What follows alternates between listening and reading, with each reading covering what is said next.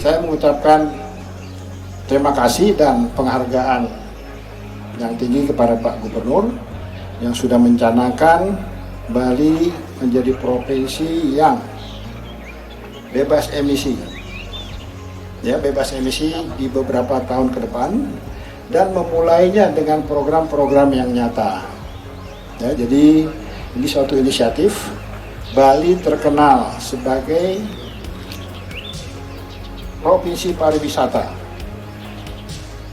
Keramahannya, keindahan alamnya, dan ditambah lagi nanti dengan udaranya yang bersahabat, yang sangat bersih, yang sehat.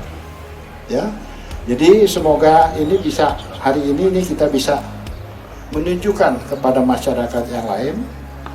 Ayo kita sama-sama mendukung program untuk pengurangan emisi dan capaian Provinsi Bali menuju provinsi bebas emisi di masa mendatang, sehingga bisa membangkitkan industri pariwisata semaksimal mungkin.